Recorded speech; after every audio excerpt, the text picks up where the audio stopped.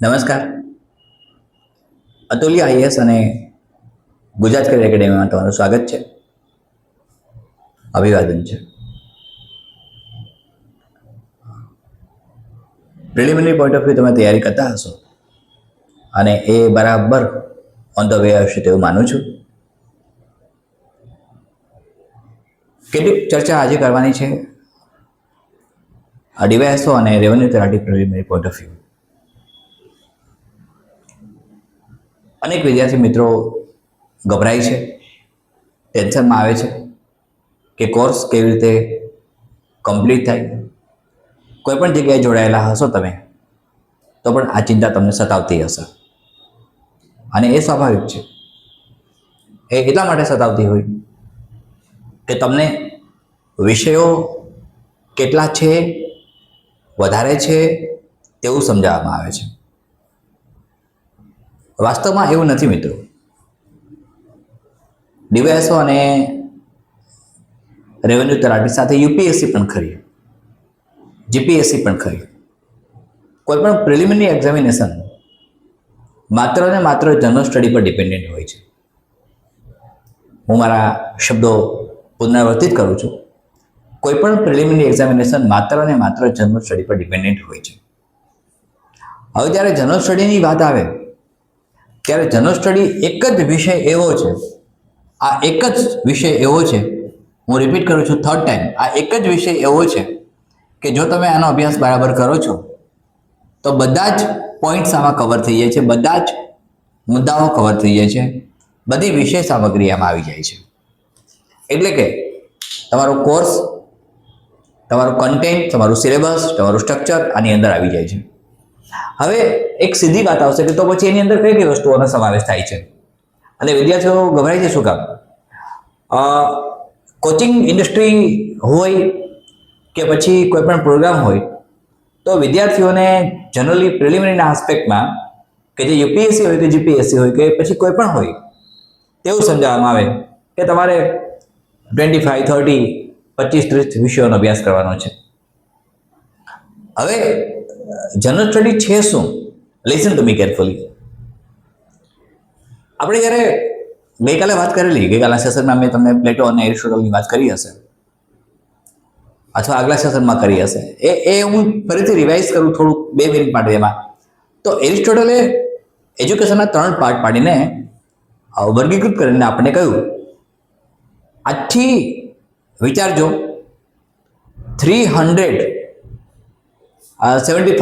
BC પહેલા આ બધી વાત બની ત્યારે એમણે એવું કહ્યું એરિસ્ટોટલે કે એજ્યુકેશન, શિક્ષણ 3 ક્રમમાં અપાય: પ્રાઇમરી, સેકન્ડરી અને ટર્શિયરી.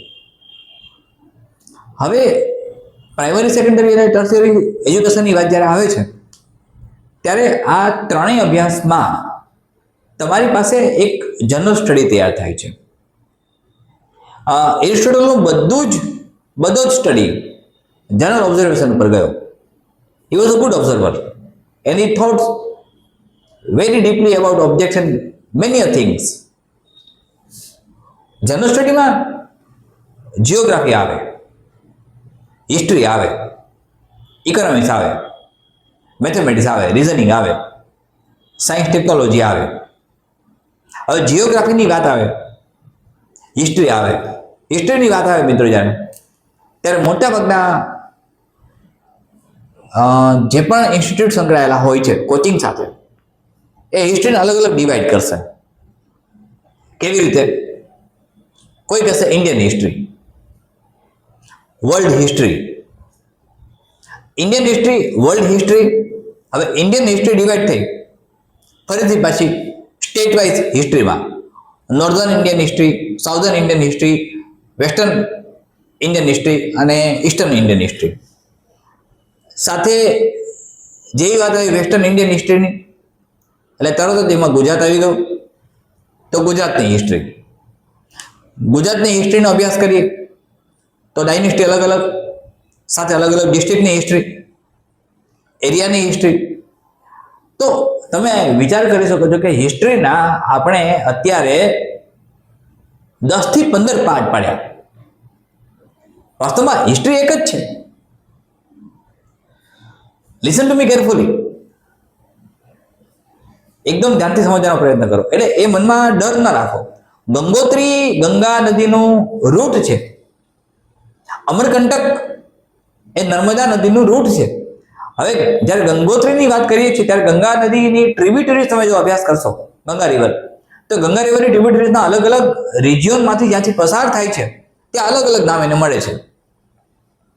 ફોર એક્ઝામ્પલ, કલકત્તામાં હુગલી નામ આપ્યું, પદ્મા રિવર નામ આપ્યું, અલગ અલગ સ્થળોએ અલગ અલગ જગ્યાઓએ. તો આ જ પ્રકારે આપણે એવો વિચાર કરીએ કે 35-40 સબ્જેક્ટ છે, મારે કેમ તૈયાર કરવા? તો મિત્રો એ ગભરાવાની વાત આવી. એ ગભરાવાની જરૂર તમારે નથી. Don't be afraid about that point of view. General સ્ટડીમાં બધી જ વસ્તુઓ આવી જાય છે. સાયન્સ પણ આવે છે. બેઝિક સાયન્સ કોને કહેવાય? જ્યારે બેઝિક સાયન્સની વાત કરીએ આપણે, ત્યારે બેઝિક સાયન્સની અંદર ફિઝિક્સ, કેમિસ્ટ્રી, બાયોલોજી, આ 3 બેઝિક વસ્તુ આવે. હવે ફિઝિક્સના સામાન્ય રૂલ્સ, કેમિસ્ટ્રીના સામાન્ય રૂલ્સ અને બાયોલોજીની સામાન્ય બાબતો કે જે ફેક્ટ ડિપેન્ડન્ટ છે, આ તમને સરસ આવડતી હોય તો વધારે સ્ટડી કરવાની જરૂર નથી. એમાં તમે ડેપમાં ત્યારે જ આવો છો કે જ્યારે તમારે મેન્સમાં, એ પણ મેન્સનો સિલેબસ એક ફિક્સ કરેલો છે. મેન્સના સિલેબસમાં જે પૂછાતા સવાલો છે, તમે પીવાયક્યુ તરફ જશો તો પણ તમને ખ્યાલ આવશે, અને પીવાયક્યુ તરફ ન જતા બીજા કોઈ એંગલથી વિચારશો તો પણ ખ્યાલ આવશે. એટલે મારા દ્રષ્ટિકોણથી હું તમને એકદમ બોલ્ડલી કહી શકું છું કે 35 to 40 સબ્જેક્ટ્સ છે એ વાત સદંતર ખોટી છે. એટલે અલગ અલગ વિષયો, ઇકોનોમિક્સની અંદર વાત કરીએ તો ઇકોનોમિક્સમાં ભારતનું અર્થતંત્ર, I mean Indian economy, Gujarat economy, અલગ અલગ ટ્રેડિંગ સેન્ટર્સ, અલગ અલગ trading point of view, commercial બધી વસ્તુઓ, આ બધી વસ્તુઓને અલગ અલગ નામ આપીને અલગ અલગ રીતે શીખવાડવામાં આવે છે. પરિણામે શું બને છે? પરિણામ એ આવે છે કે વિદ્યાર્થી કન્ફ્યુઝ થાય છે.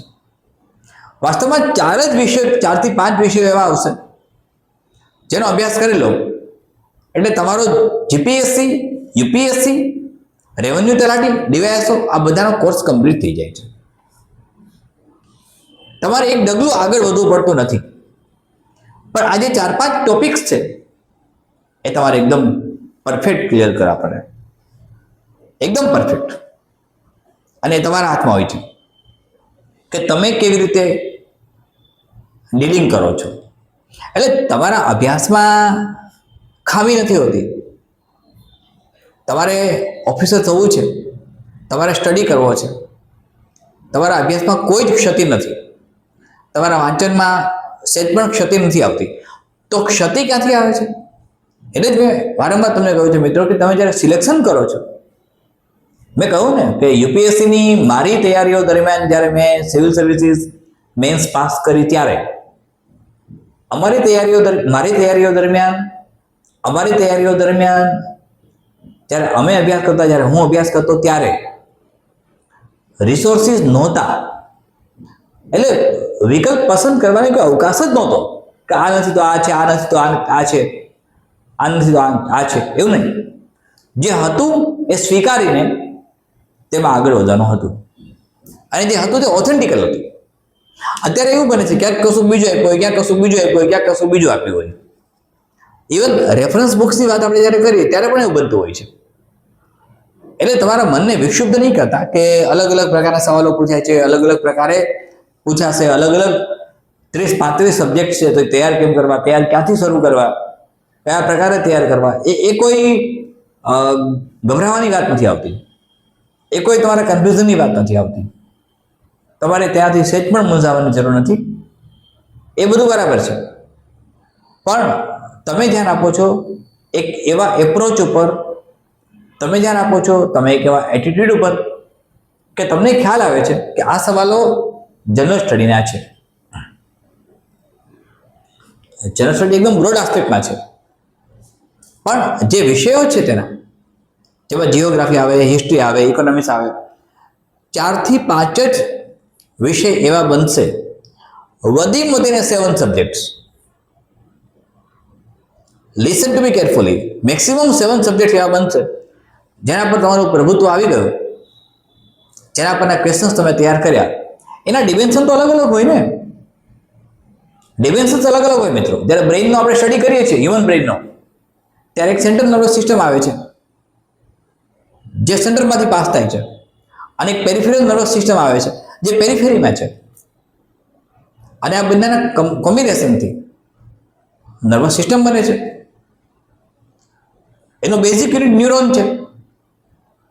તો ન્યુરોન જો તમે એક સેલ તરીકે સમજો, લોંગેસ્ટ સેલ ઓફ બોડી, તો તમને ખ્યાલ આવશે કે એ એક જ વસ્તુના અલગ અલગ પાર્ટ્સ છે. Listen to me. તો હવે જ્યારે બ્રેઇનમાંથી સેન્સરી સેન્ટર્સ રિસીવ કરે છે, સ્ટિમ્યુલેટ આવે છે, મોટર ન્યુરોન આવે છે, ત્યારે સેન્ટ્રલ નર્વસ સિસ્ટમ અને પેરિફેરલ નર્વસ સિસ્ટમ બંને કામ કરે છે. તમારે એક એવી સિસ્ટમ તરફ જવાનું છે,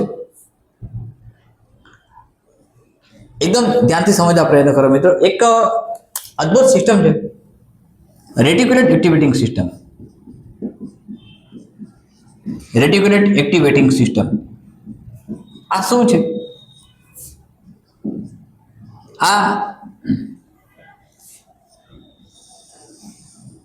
એક એવી નર્વસ સિસ્ટમ છે જે તમને સજાગ રાખે છે, સચેત રાખે છે, સતર્ક રાખે છે.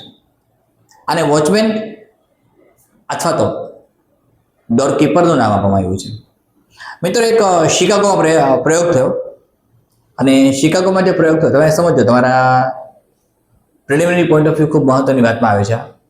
અને પ્રિલિમિનરીમાં તમને આ ખૂબ ઉપયોગી થશે. માત્ર પ્રિલિમિનરીમાં નહીં, બધે જ ઉપયોગી થશે.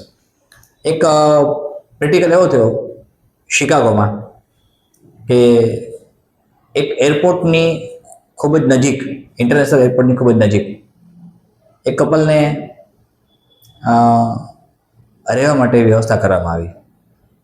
હવે ઇન્ટરનેશનલ એરપોર્ટ એટલે ખૂબ જ ફ્લાઇટ્સ, ઇન્ટરનેશનલ ફ્લાઇટની આવન જાવન ચાલતી હોય, ટેક ઓફ થતું હોય, લેન્ડિંગ થતું હોય, સતત અવાજ આવતો હોય.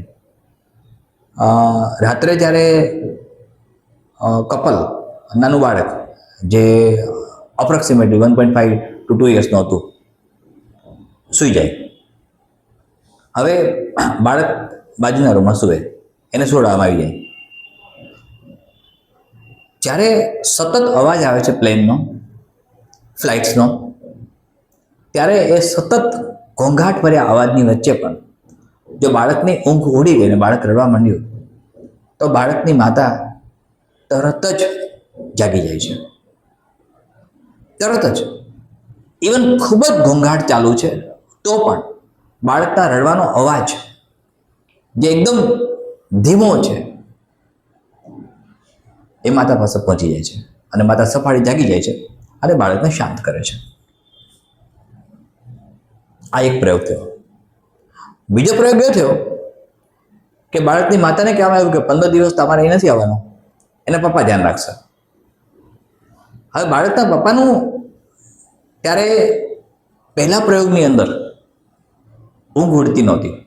મમ્મીની ઊંઘ ઉડી જાય, પપ્પાની ઊંઘ ન ઉડે. બીજા પ્રયોગમાં બાળકની જવાબદારી સોંપવામાં આવી પપ્પાને, મમ્મીની જગ્યાએ. બન્યું એવું કે 2 દિવસ સુધી તો પપ્પા જાગી ન શક્યા, 48 hours સુધી. થર્ડ ડે પછી જેવું બાળક રડે એટલે પપ્પા જાગી જાય અને બાળકને સંભાળે. આના આધારે એક સિસ્ટમ હ્યુમન્સમાં છે એવું સાબિત થયું, અને એને કહેવાય છે રેટિક્યુલેટ એક્ટિવેટિંગ સિસ્ટમ.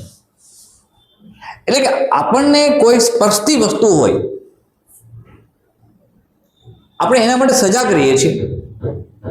આપણને સ્પર્શતી વસ્તુ હોય, ઇનપુટ જ્યારે આપણે લઈએ છીએ, જે ઇનપુટ આપણને અસરકારક છે, બાળકનું રડવું એ માતાને અસરકારક હતું, બંને જોડાયેલા હતા. Listen to me. એટલે ગમે એટલા ઘોંઘાટ અને અવાજની વચ્ચે પણ બાળકનું રડવું તરત જ માતાને સ્પર્શ કરે છે, માતાને જગાડી દે છે. તો મારો કહેવાનો અર્થ એવો છે મિત્રો કે તમે માહિતીઓ અનેક જગ્યાઓથી મેળવો છો, અનેક સોર્સિસમાંથી મેળવો છો, અનેક રિસોર્સિસમાંથી મેળવો છો, પણ તમારા માટે ઉપયોગી શું છે એ તમે નક્કી કરો. અને એ તમને એલર્ટ હશે. રેટિક્યુલેટ એક્ટિવેટિંગ સિસ્ટમને સિક્યુરિટી ગાર્ડની ભૂમિકામાં મૂકવામાં આવે છે અને આના પર હજુ પણ રિસર્ચ ચાલે છે. જનરલી આપણે સેન્ટ્રલ નર્વસ સિસ્ટમ ભણતા હોય હ્યુમન્સની, ત્યારે central nervous system, peripheral nervous system, autonomous nervous system, somatic nervous system, parasympathetic nervous system, sympathetic nervous system આ બધું ભણતા હોઈએ. આ sympathetic, parasympathetic, autonomous, central nervous system, periphery, એ ઉપરાંત એક આ રેટિક્યુલેટ એક્ટિવેટિંગ સિસ્ટમ છે બોડીમાં, હ્યુમન બોડીમાં. એટલે મિત્રો એ 34-35 વિષયો છે એ ચર્ચા નહીં કરો, વિચાર પણ ન કરો. તમને હું સમજાવીશ ક્રમશઃ. મારા દરેક સેશન એટેન્ડ કરજો. મારા દરેક સેશન એટેન્ડ કરીને તમને એક ખ્યાલ આવશે કે વાસ્તવમાં પરિસ્થિતિ કેવી છે. તમે ગભરાશો નહીં. તમારે ફાઇટ, ફ્લાઇટ અને હાઇડ આ 3 કન્ડિશનમાંથી પસાર થવાનું હોય તો ફાઇટની કન્ડિશન પસંદ કરો, ફ્લાઇટની કે હાઇડની નહીં. જંગલી પ્રાણીઓ, સામાન્ય પ્રાણીઓ, ન ગમતી વસ્તુથી, ડરથી હાઇડની કન્ડિશનમાં આવી જાય. બ્રેનનું 2 જ કામ છે મિત્રો, એક સેફટી અને એક પહેલી વાત તો બ્રેન આપણને સેફટી આપે છે, આપણને એલર્ટ કરે છે કે આ નથી કરવાનું, ડર છે, આગળ ભય છે, ભયજનક સ્થિતિ છે, એ આપણને ઇન્ટરપ્રિટ કરીને કહે છે. અને સેકન્ડ, બ્રેન આપણને નોલેજ આપે છે, માહિતીઓનું ઇનપુટ કરાવે છે. લિસન ટુ મી, બ્રેન પાસે 2 જ ફંક્શન છે. હવે આ માહિતીઓને ઇન્ટરપ્રિટ કેમ કરવું, એના માટે એક તમારે તમારા બ્રેનને સ્ટ્રોંગ કરવું પડે, તમારે એને ટ્રેન કરવું પડે. અને કેટલીક વસ્તુઓ તમારે ઇમેજિનેશનથી પણ, જે ઓલરેડી એક પાર્ટ આનો પણ ગણાય છે રેટિક્યુલેટ એક્ટિવેટિંગ સિસ્ટમનો, તમારા બ્રેનને તમારે સતર્ક રાખવું પડશે. એટલે જે મેં હમણાં કહ્યું એમ કે સેફટી આપણને ખબર છે, હોટ ઓબ્જેક્ટ છે, હાથ ખસેડી લઈએ છીએ, આગળ બમ્પર આવે છે, બ્રેક મારી દઈએ છીએ, આપણને બ્રેન સેફ રાખે છે. એટલે બ્રેનનું પહેલું કામ સેફટીનું છે. સાથે અલગ અલગ પ્રકારની અનેક ઇન્ફોર્મેશન આપણા બ્રેનમાં સતત કન્ટિન્યુઅસલી આવતી હોય છે. એમાંથી કઈ ઇન્ફોર્મેશનને આપણે સ્ટોર કરવાની છે અને કઈ અનનેસેસરી છે જેને દૂર કરવાનું છે, એ જો શીખાઈ જાય ને તો હું માનતો નથી કે તમને કોઈ પણ પ્રકારની તકલીફ પડે. એટલે એક જનરલ સેન્સમાં વાત કરું તો એક ટેકનિક ડેવલપ કરવાની જરૂર છે. હવે એ એવી કઈ ટેકનિક હોય કે જેથી તમે મેક્સિમમ માર્ક્સ કવર કરી શકો. યુપીએસસી પ્રિલિમિનરી માટે મેં ઘણી બધી ઇન્સ્ટ્રક્શન્સ જે તે સમયે વિદ્યાર્થીઓને, જે મારા વિદ્યાર્થીઓ છે, મેં આપેલી એઝ અ મેન્ટર, કે તમે આ પ્રકારે તૈયારી કરશો તો તમારું ડેફિનેટલી સિલેક્શન થઈ જાય છે પ્રિલિમિનરી પોઈન્ટ ઓફ વ્યૂ. એટલે કે પ્રિલિમિનરીમાં પાસ થવું તમારા માટે ઇઝી બને છે, તમે ક્વોલિફાઈંગ જાઓ છો મેન્સ માટે. અને અત્યારે તમને કહું છું કે ડીવાયએસઓ કે તલાટીના મેન્સ માટે ક્વોલિફાઈંગ થવું જરૂરી છે. મેન્સ બધે આવી જશે અને મેન્સ માટે ક્વોલિફાઈંગ થઈ ગયા એટલે પછી મેન્સના ક્વેશ્ચન આન્સર્સ કેમ લખવા? દરેક જગ્યાએ આજકાલ એક જ વસ્તુ ચાલે છે, રાઇટિંગ સ્કિલ. પણ રાઇટિંગ સ્કિલ છે શું? તો એક પ્રકારનું ઇમેજિનેશન છે મિત્રો, જેની તાર્કિક શક્તિ, વૈચારિક શક્તિ, કાલ્પનિક શક્તિ, બૌદ્ધિક શક્તિ, સમજણ દક્ષતા ખૂબ જ મહત્તમ હોય ત્યાંમાં એકદમ ઝડપથી સારું પરફોર્મ કરી શકે છે. એટલે પહેલા તમે એક મેપ બનાવો છો મનમાં મેપ બનાવો કે મારે આમ કરવું છે, આ પ્રકારે સ્ટડી કરવો છે. હું તમને હેલ્પ કરીશ બધી. મારા તરફથી તમને ફ્રી મેન્ટરશીપ મળે છે અને નિઃશુલ્ક મળે છે, જરાય ચિંતા નહીં કરો. એક તમને એક્ઝામ્પલ આપું તો તમે કેમ ટ્રેન થઈ શકો. મિત્રો, આર્જેન્ટિના ફૂટબોલ માટે પ્રસિદ્ધ છે, તમને ખબર છે. આર્જેન્ટિનામાં એક પ્રયોગ કરવામાં આવ્યો વૈજ્ઞાનિકો દ્વારા. 15 વ્યક્તિઓના 3 ગ્રુપ અલગ અલગ કરવામાં આવ્યા. એમાં એક જે પહેલું ગ્રુપ જે 15 લોકોનું હતું, જેને A, B અને C નામ આપણે આપીએ, તો એ 15 ગ્રુપના 15 માણસોના એ ગ્રુપના લોકોને પ્લેયર્સને ફૂટબોલ ગ્રાઉન્ડ ઉપર લઈ જવામાં આવ્યા અને એમને એમ કહ્યું કે તમારે ફૂટબોલની પ્રેક્ટિસ કરવાની છે અને તમારે બોલ છે એ નાખવાનો છે. તમે બાસ્કેટબોલ કહી શકો, ફૂટબોલ કહી શકો, વોટએવર, બાસ્કેટમાં બોલ નાખવાનો છે. આની એક પ્રેક્ટિસ તમારે કરવાની છે અને આ પ્રેક્ટિસ તમારે કન્ટિન્યુઅસલી 1 મહિનો સુધી કરવાની છે. 1 મહિના સુધીની પ્રેક્ટિસ માટે એમને સમય આપવામાં આવ્યો કે તમે કાયમ પ્રેક્ટિસ કરો. ગ્રુપ બી ના 15 લોકોને કહેવામાં આવ્યું કે તમારે આવવાની જરૂર નથી, આવતા જ નહીં, પ્રેક્ટિસ કરવાની કોઈ જરૂર નથી. અને ગ્રુપ સી ના જે લોકો હતા એમને એમ કહેવામાં આવ્યું કે તમારે ગ્રાઉન્ડ પર આવવું નથી, ઘરે જ પ્રેક્ટિસ કરવાની છે, પણ ઘરે ફિઝિકલ પ્રેક્ટિસ નહીં, ખાલી મનમાં કન્ટિન્યુ વિચાર કર્યા કરવાના, કલ્પનાની અંદર, ઇમેજિનેશનમાં કે તમે બાસ્કેટમાં બોલ નાખો છો. આવું કન્ટિન્યુઅસ પ્રેક્ટિસ તમારે કરવાની છે એવું એને કહેવામાં આવ્યું. 3 અલગ અલગ ગ્રુપ એના 15 પ્લેયર્સને કન્ટિન્યુઅસલી ઓન ગ્રાઉન્ડ પ્રેક્ટિસ કરવાની છે. Listen to me. ગ્રુપ બીમાં એકદમ ના પાડી દેવામાં આવી કે તમારે પ્રેક્ટિસ કરવાની કોઈ જરૂર જ નથી. ગ્રુપ સીમાં એ લોકોને એમ કહ્યું કે તમે ઘરે બેસીને પ્રેક્ટિસ કરો, ઘરે બેસીને વાંચો, ઘરે બેસીને બાસ્કેટમાં તમે બોલ નાખો છો, આ પ્રેક્ટિસ કરો. ઓકે. 1 મહિના પછી આ 3 ગ્રુપને બોલાવવામાં આવ્યા. ગ્રુપ એમાં જે 15 લોકો હતા એમાંના આઈ થિંક સો 24% લોકો એવા નીકળ્યા કે જે બોલને બાસ્કેટમાં ઝડપથી નાખી શક્યા પ્રેક્ટિસને કારણે. 1 મહિનો પ્રેક્ટિસ કરી દીધી સવારથી સાંજ સુધી. ગ્રુપ બીમાં 0% રિઝલ્ટ આવ્યું, પ્રેક્ટિસ જ કરી નહોતી, કશું નહોતું કર્યું. ગ્રુપ સી ની અંદર જ્યારે રિઝલ્ટ આવે છે કે જેણે ઘરે બેસીને માત્ર ઇમેજિનેશન કરીને આ બાસ્કેટની અંદર બોલને નાખવાનો પ્રયત્ન કર્યો 15 લોકોએ, એના રિઝલ્ટમાં 74% સક્સેસ જોવા મળી. 74 success without even touching the ball. So you can understand the things like that. If you are going to imagine the things with the help of your reticular activating system, and if you are working, then you are getting definitely success. So don't be afraid about the man. તમે કે મેં ભગવાનને જોયા નથી, ભગવાનની કલ્પના કરીએ છીએ, ભગવાનની કલ્પના કરીએ છીએ સાકાર સ્વરૂપની કે ઈશ્વર આવા હોય. દુનિયાભરમાં જેટલા હિન્દુ મંદિરો છે, જેટલા હિન્દુસ છે, એને ભગવાન શંકરની પ્રતિમા કેવી હોય, ભગવાન શંકર કેવા હોય એ એક જ સરખા લાગે છે બધાને. ભગવાન વિષ્ણુ કેવા હોય એક જ સરખા લાગે છે. વેલ, તો મારે કહેવાનો અર્થ એવો થાય છે મિત્રો કે તમે જ્યારે તૈયારી કરો છો ત્યારે તૈયારીને એક એવો ઓપ આપો કે જેમાં ડરો નહીં. અને એક સૌથી મોટી વાત, ફાઇટ, ફ્લાઇટ અને હાઇડ, આ 3 કન્ડિશન આવી.